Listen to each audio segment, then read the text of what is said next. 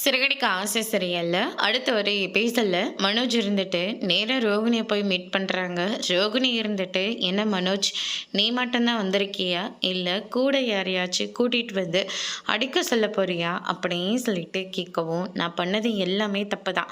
நீ என் மேல வச்சிருக்கிற லவ்வ புரிஞ்சுக்காம உன் மேல நான் கோவம் மட்டும்தான் பட்டுக்கிட்டு இருந்தேன். அட்லீஸ்ட் நான் உன்னை ரொம்பவே சின்சியரா லவ் பண்ணிட்டு இருந்தேன் நானு. உன்னை கல்யாணம் பண்ணிக்கிறதுக்காக நான் என் அம்மா கிட்ட எவ்வளோலாம் பேசியிருப்பேன். ஆனால் நீ கடைசியில் எங்கள் அம்மா உன்னை எப்படிலாம் பார்த்துக்கிட்டாங்க.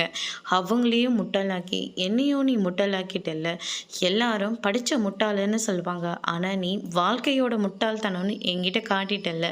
இனிமேல் நான் எப்படி நம்பி உன் கூட நான் வாழ முடியும்?" அப்படின்னு சொல்லிட்டு மனோஜ் வந்து சொல்லிக்கிட்டு இருக்காங்க. உடனே ரோகிணி இருந்துட்டு, "அடுத்தவங்க உன்னை முட்டாளுன்னு சொல்கிற போது அவங்கக்கிட்ட நான் எவ்வளோலாம் சண்டை போட்டிருப்பேன்.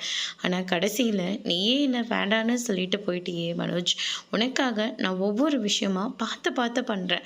ஆனால் கடைசியில் உங்கள் அம்மா பேச்சை கேட்டுட்டு நான் பணக்கார வீட்டு பொண்ணு இல்லைன்னு தெரிஞ்ச உடனே என்னை கை கள்ள விரும்பிட்டல. அது மட்டும் இல்லை, செகண்ட் மேரேஜ்ன்னு தெரிஞ்ச உடனே என்னை அம்போன்னு விட்டுட்டு போயிட்டல. நான் செகண்ட் மேரேஜ் பண்ணதில் என்ன மனோஜ் தப்பு? நீ செகண்ட் மேரேஜ் பண்ணதில் தப்பு கிடையாது ரோகிணி.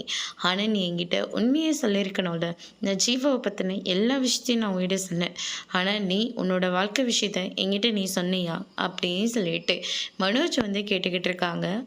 அதோட இன்னைக்கான ப்ரோமோ முடிச்சிருக்காங்க. இனி ரோகிணியை மனோஜ் எப்படி ஏற்றுக்க போகிறாங்கன்றத வரப்போகிற எபிசோடில் பார்க்கலாம். தேங்க்யூ.